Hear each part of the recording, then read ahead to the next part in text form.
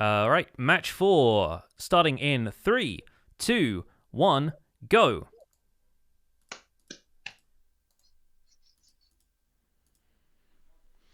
All right, our runners are off. Once again, you'll notice Imek stream starting a little bit behind, but no worries.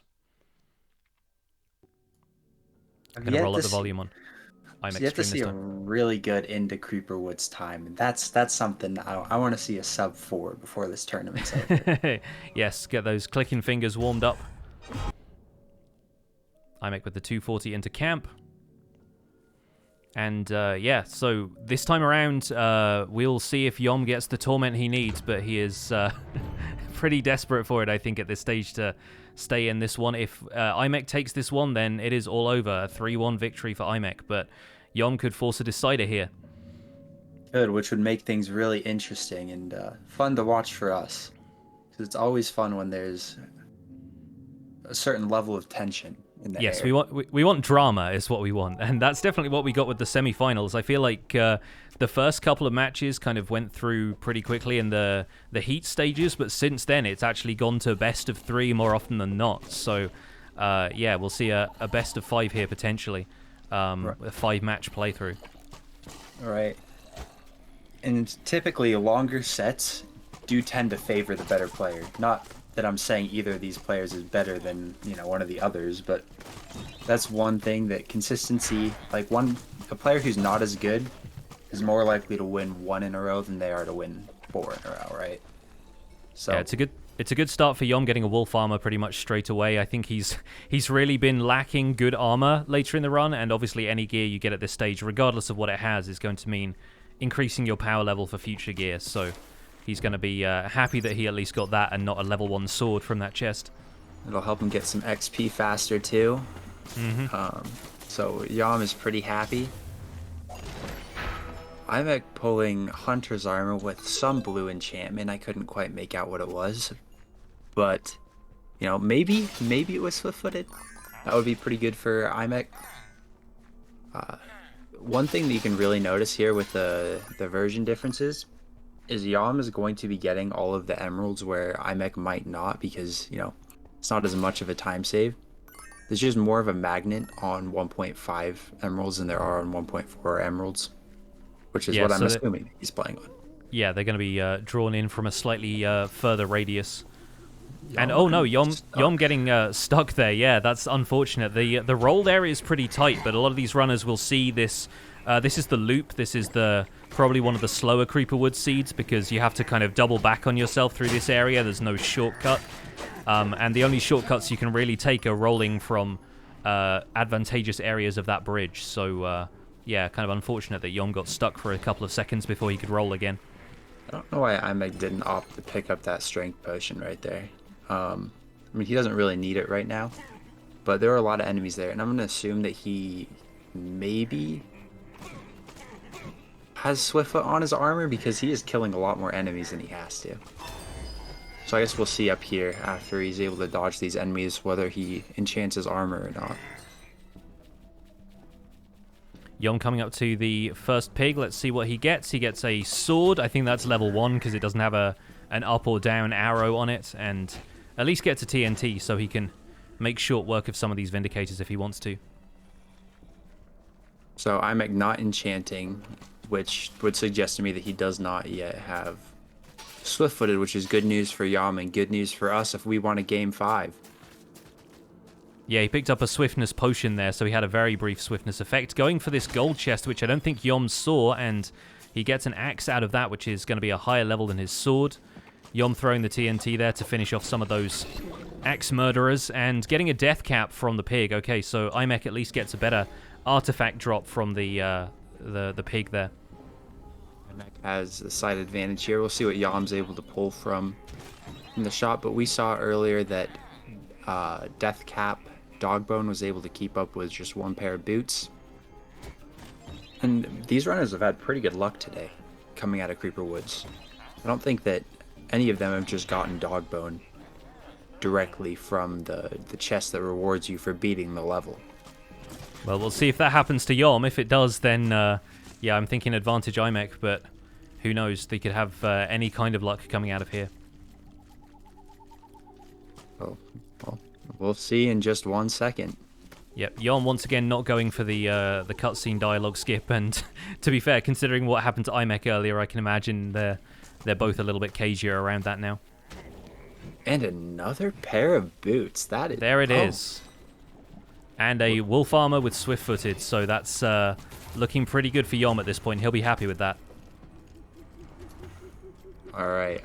Imek does, in fact, get the dialogue skip correctly this time. There it is. So Yom waiting for the beacon set up there where he has to wait for the bridge to raise so that he can just get into the menu while nothing else is going on, enchant with Swiftfoot, and he is off through Cacti Canyon. Imek getting another death cap, it looked like, and going for the wind horn from the vendor there, potentially going to use that. Yeah, he's reserving that and moving on to Cacti so he can get enough emeralds. So, yeah, the Windhorn potentially going to be a bit useful later on just to stall some enemies out if he doesn't get the other stuff he needs. True. Because Windhorn with the double death cap can be really useful. Because Windhorn is almost always active on a boss, and with double death cap, that would allow him to take a boss down a lot quicker if he doesn't have that Torment Quiver that he would hope he has. Interesting, though, that he does opt for that over the scatter crossbow, which, you know, we know how useful that can be in the future. Yeah. There may just be slightly more chances to get a scatter crossbow at a higher level in future, so it might be a bit more useful for him later in the run. But there is still a lot that can happen. We're already seeing Yom managing to put a little bit more speed into this leg of the run than Imek is. Imek with the 2 Deathcap mushrooms can probably stay active most of the time, since, as you saw there, once the effect was done on one Deathcap mushroom, the other one is basically off cooldown and is able to be used again very shortly afterwards. So he's going to increase his speed, but the Deathcap increase is not all that much. Goes for this pond chest here and actually manages to get out of there alive, which is probably the first time we've seen that the entire time. Didn't drop anything he was interested in picking up, or maybe just felt like getting out of there as quickly as he could, but didn't take a death there, which will be a time save over previous attempts we've seen. Yom pulling the Skeletal Horseman. That's unfortunate for him. However, he's able to just outspeed him right now. Yeah, the Skeletal Horseman can follow you throughout areas of this. We saw yesterday, I think, even if you have a what's the stealth potion called? I forget, the Shadow Brew. If you have a Shadow Brew and you'd think that it'd make you invisible and that the Skeleton Horseman wouldn't follow you, but sometimes they just do anyway, thanks to a glitch with the enemy AI. So it's unfortunate, but even if you're invisible, they will still track you down. I think that Birdie, one of our mods, said at one point that Skeletal Horsemen are also the only enemies in the game that will track you throughout kind of the entire level, no matter how far away you are. I don't know if that's 100% true, but I vaguely remember someone saying it. Sorry, Birdie, if that wasn't you who said that. Do you have a favorite and a least favorite mob in this game? In this game, I kind of, to be honest, I like the Geomancers. I know they're every speedrunner's like least favorite because, just they tend to get in your way and troll you a little bit. But personally, I was interested in seeing what this game had to offer that wasn't in vanilla Minecraft already. And I've played Java Minecraft for 6 years, so I was much more interested in seeing what they could bring to the Minecraft Dungeons format that was different from vanilla. And to be honest, I wouldn't want the Geomancers in Java Minecraft because in first-person view, they'd be really difficult to deal with. But I think they add an interesting dynamic to this game and broadens the Illager lore a little bit. I mean, I gotta say, I'm not a super big fan of your favorite mob in Minecraft Dungeons, but no, we all have our differences. We can get past that. So what's your least favorite then? I don't know. Least favorite, probably the Necromancers, just because they keep spawning stuff. And that was probably the first real hurdle playing this game casually. I'd try and, like, crank up the difficulty to get some better gear each time I went into a level, and I liked the challenge, but Necromancers were probably the first major obstacle to me playing this game casually. Okay, that's fair. So it looks like Imek's a little bit behind here, even though his timer's behind. I don't think that there's any chance that he can finish in 9 minutes and 20 seconds. Yeah, I think that is down to Yom having the slightly faster artifact and armor at this stage. I don't know if Imek has picked up any Swiftfoot armor, but it looks like he hasn't. He's not rolling nearly as much, and yeah, we saw the roll there didn't trigger anything. How about you, as far as maybe from your own perspective or the speedrunner perspective? Not sure how much crossover there is. What are your favorite and least favorite mobs? So, I'll start with the speedrunner perspective. Honestly, my least favorite as a speedrunner might have to be Geomancers, just because they can corner you, and they can kind of ruin runs to an Yeah. extent.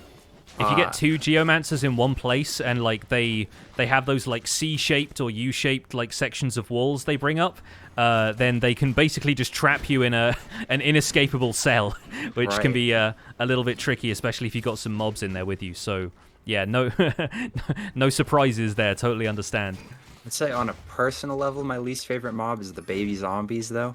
Yeah. I don't like how they stun you every time they hit you, but what can you do? My favorite, as far as speedrunning goes, I love the pigs, but I don't know if I can count that. I would say, zombies are just good because you can just run past them. They're not a big deal. And my favorite kind of casually, like, I guess game design wise, for not counting bosses, I would say that, I don't know. I feel like they're all I don't have a particularly favorite one, but I do like the pigs. I'll say, I think the pigs are very interesting, and I'd love to know more about like kind of the lore behind why there are pigs running around with artifacts on their backs. I think for folks who are interested, the developers of the game, post on at Dungeons Game on Twitter. I think they actually posted a series of like in development pictures of what the pig looked like, and initially it was like a pig slime hybrid. So it was basically a pig with a giant like transparent sack on its back that had a Minecraft chest in it, and that was like the concept art for the pig. I feel like they went with a slightly less like body horror kind of approach to it, just having like the chest kind of carried on it like a saddlebag kind of thing. But yeah, the initial draft of the loot pig was a little bit more macabre, I think. So Jan picked up a mechanical short bow, which we've seen can be pretty useful. Especially if Imek isn't able to get a torment quiver and doesn't get anything else. That might be the advantage that Yam needs to take this one. But of course, we'll have to see how the RNG favors both of these runners. Yeah, I think he also trashed another bow that had Dynamo, but he still has his initial Dynamo bow for this character. And I don't know if we've mentioned this at all in this commentary so far, but the runners actually clone characters to start each game, and those characters already have a bow with Dynamo. Part of the agreed-upon rules for this category is that you can start the game and load up a character basically until you have a character that just has Dynamo on the starting level 1 bow, and you're still going to look for better equipment throughout the run, but it just saves time resetting super early. If you just didn't have a bow with Dynamo, you'd probably want to reset and reset. So the game does allow you to clone characters, and they'll start with level 1, no emeralds or anything. So it actually makes for a fairly fair contest if both runners are going to start with a Dynamo bow. One disadvantage that cloning characters has is when you salvage items from a cloned character, you don't get any emeralds from it. Right, yeah, because otherwise you could exploit that pretty easily. Which I find is interesting, since there already are ways to, exploit infinite... This is now the battle of the mechanical shortbows. So one interesting theory we've had in the community is that somehow, like, everyone knows that RNG is based off your clock time, but somehow we think that the developers might have actually taken just time and they use that as a factor. So it's not like used in the seeding necessarily of the RNG, but they actually used some aspect of time. And so when you have runs that are kind of close to each other, they might get similar drops, because this is the third mechanical short bow we've seen today, which is something that, is a really good item, and if you see it 3 times in this short of a period is kind of crazy. We have Yom picking up a Swiftfoot spider armor from the Nameless One, and Yom actually took down that boss really well. I got to say, the technique there of sidestepping the projectiles and keeping on shooting with that growing enchantment on the mechanical shortbow made pretty short work of it, despite not having the Torment Quiver, and offering up a short prayer that he gets one from the end of level chest here. Well, let's take a look. Oh.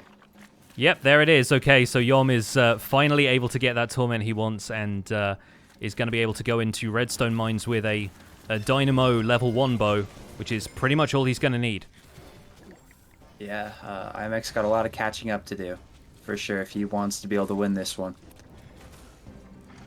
So as far as game lore and game design goes, do you think that there's anything, or is there anything you wish that they'd done differently in this game, coming from the Minecraft universe that existed prior? To be honest, no. Like, I really like what they've done with this game. The sort of art direction they've taken with it as well is really fascinating to me, because obviously to keep the environments interesting, they've had to invent a lot of stuff that wasn't in vanilla Minecraft to begin with. And you look at these worlds, they are pretty similar to what we're used to in Minecraft, but in Desert Temple, for example, there are layers of sand, which just don't exist in vanilla Minecraft, and is something I'm sure builders would love to play around with. The plants look a little bit more dynamic. There are patterned rugs. Like, none of that stuff really exists in Minecraft without, like, heavy use of texture packs. So, I like the fact that they've taken it in a bit of a different direction. And with the upcoming DLC featuring the Nether and the End, it's going to be really interesting to see how they've taken the recent Nether update to Minecraft, applied it to this, and then potentially are projecting for the future of what the End in Java Minecraft and Bedrock Minecraft could look like. Because there hasn't been an update to the End since Java 1.9, and potentially players are looking for them to expand on what the End has to offer after the Nether updates. So, yeah, it could be a really interesting time of, like, players developing theories about what the End update could look like. Next update that they're working on for Java, and I think Bedrock probably too, is the Cave update, right? Yeah, Caves and Cliffs is the official title, and it's the Cliffs part mostly refers to mountain generation, but yeah, the Cave update is going to be huge. I think it's going to bring a lot of people back into Minecraft as well. People who might have thought the caving experience was kind of boring are now going to find there's a whole lot more to explore at that stage. You know what they're adding specifically that's bringing it, or making it so different? Is it just like the generation of the caves, or...? Cave generation is changing, but we're also seeing the introduction of cave-specific biomes. So there are going to be lush caves that are overgrown with moss and vines and new plants. There are dripstone caves that are going to have more of the stalagmite, stalactite kind of formations. There are new biomes and potentially a change in the overall height of the world so that stuff can be found underneath the current lower limit of a Minecraft world. So there might end up being something below bedrock level or higher than the terrain currently is allowed to generate. So yeah, a lot of changes could be coming to the game in the near future. We still don't know all of the details of that, and the developers have been sharing blocks and various, features, but they haven't really touched on permanent changes to world generation yet. So that's going to come up hopefully in Java Minecraft snapshots in the near future. Imek really not getting the luck he wants here. We're looking at no Torment Quiver for Imek as he leaves he might Desert have Temple. one equipped. Oh, does he have one equipped? That we might have just missed. Might have dropped from the boss. One thing I did notice that he did while we were talking is he equipped or he got cooldown on his armor, which is pretty good. Yeah, it looks like he does have Torment Quiver right there, which is good for him. Oh, right, yeah, I saw it. But cooldown's also pretty good too, because it means that the time for his death cap mushrooms will be significantly reduced, since they do take so long to come back. Yeah, if he's not got Swiftfoot on his armor, that is one of the only things he can do at this point to make himself a little bit faster, is make sure that he can have those mushrooms going way more frequently. And cooldown is not going to provide much of an improvement, but any improvement is something he'll take at this stage. Right. Cooldown is definitely... Oh, yeah, I was going to say cooldown is definitely better than speed synergy is on death caps. Just because the death caps take so long that speed synergy isn't active for very long when it is there.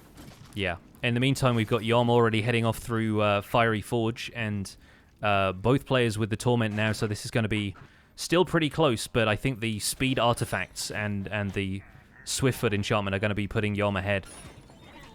Imek could find things in the vendor that do help him catch up. Like if he found a boot of swiftness, or if he found a scatterbow with dynamo, and Yom isn't able to find a scatterbow in general, that might significantly speed him up in high block to the point where he's able to win this. Like he's definitely not out of this, is what I'm trying to say right now. Yeah, yeah. Because you also do have to consider his clock is a whole minute behind Yom's. So he has a minute to get back into Fiery Forge, and obviously he's behind Yom, but he's on his way.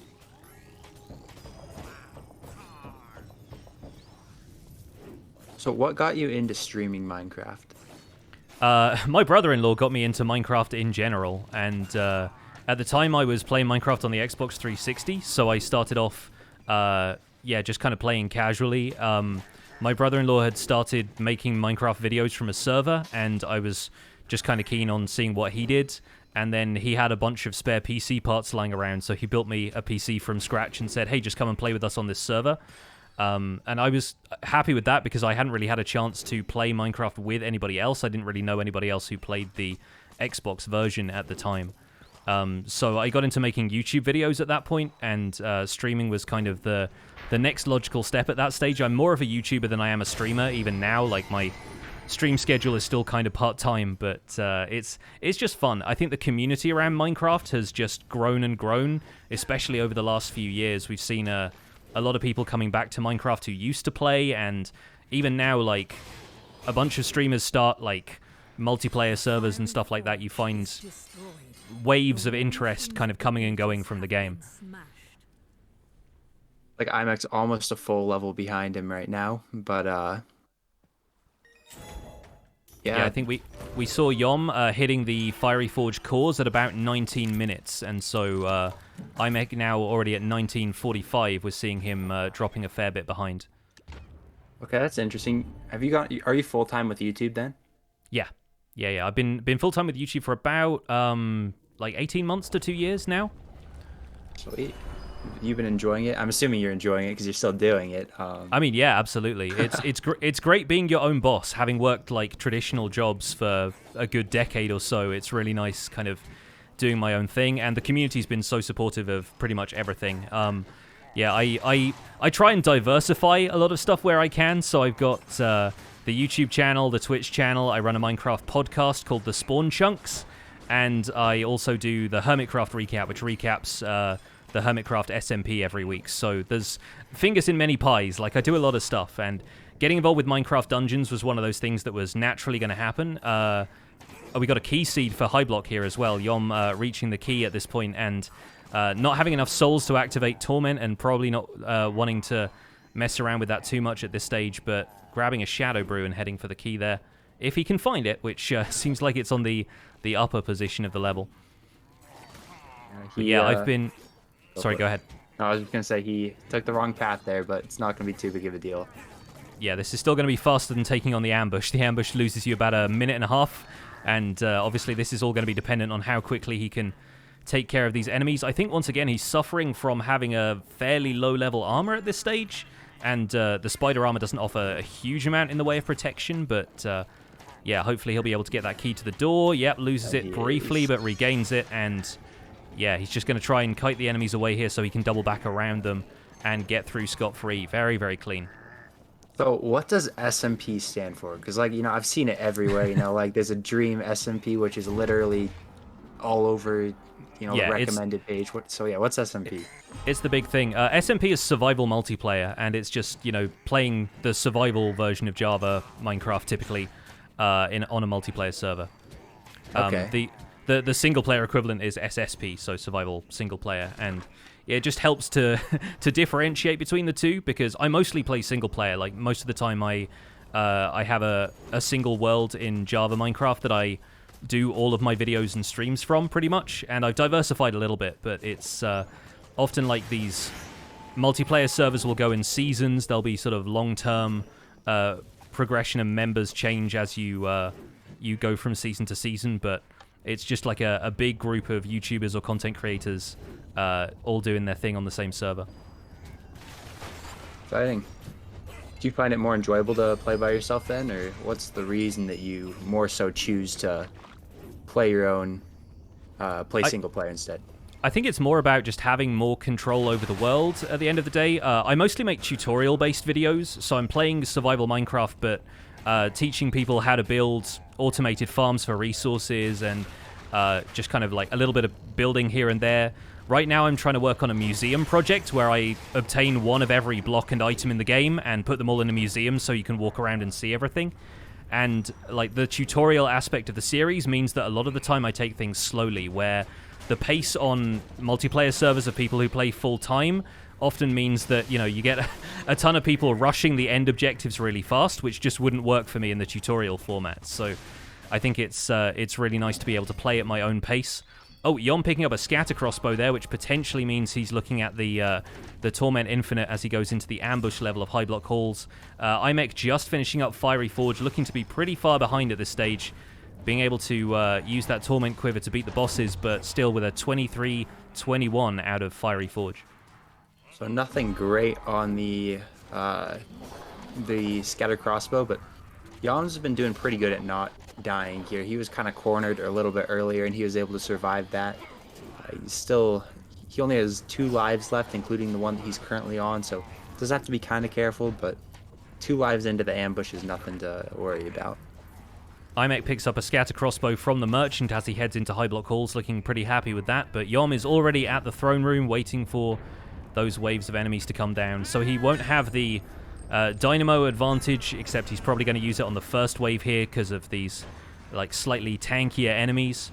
But after that, we're probably going to see him switch to the scatter crossbow and take out pretty much everything else the other way. He does not really drop infinites on this very often. He is, despite being on 1 torment arrow, you'll see him on that 1 torment arrow basically this entire fight from this stage, because he is very good at executing this particular technique.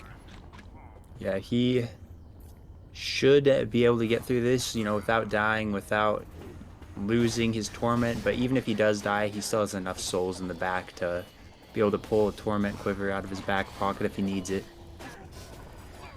And Imek, on the other hand, looks like he's maybe struggling a little bit with this. Let's see what he can do at the key section, because he's also going the wrong way, I believe. But without boots, the key section can be kind of difficult. He might just opt to use his torment quiver to clear out some enemies.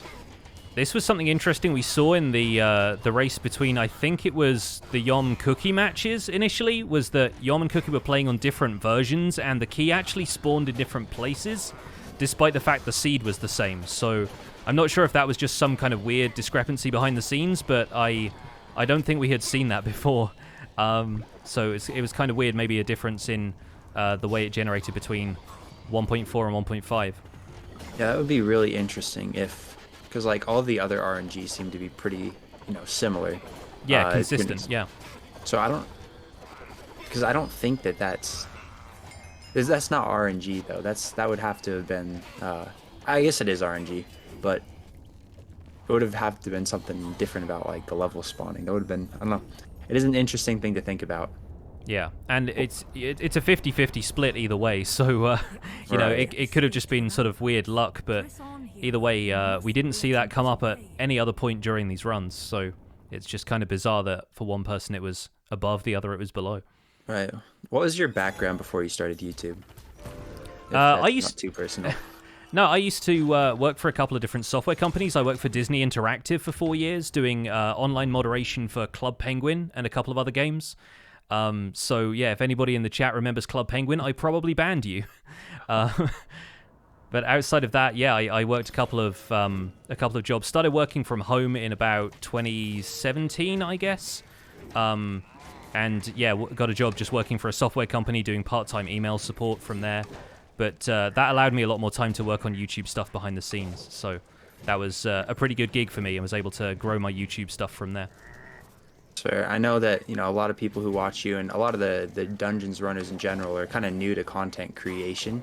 Do you have any specific tips for, like, I'm not just out here trying to be like, yo, Pixel Rip, how do I get big? That's let me be straight. But no, like, how would you recommend that someone, you know, gets into something like that.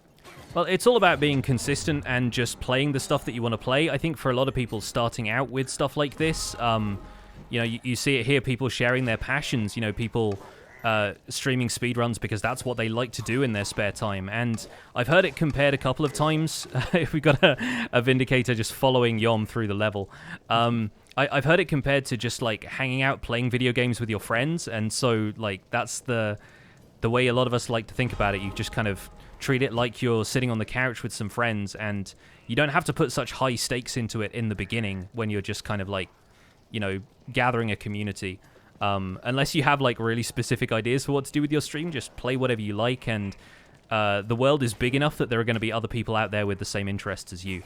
I think speedrunning is a great case in point for that, because a huge community has generated around speedrunning, thanks to, I'm sure, like in-person and online events. I mean, GDQ is kind of huge now, but the fact that the internet can bring everybody together and have them share tips for how to complete games fast is, just the way that communities like this form now. Speedrunning's really grown over the past couple of years on YouTube. And you have a lot of people, like, I don't know, I watched this one guy on YouTube who just speedruns like random games that shouldn't really be speedrun, and I still think it's really interesting to see how games that, I've played maybe casually in the past can kind of be broken.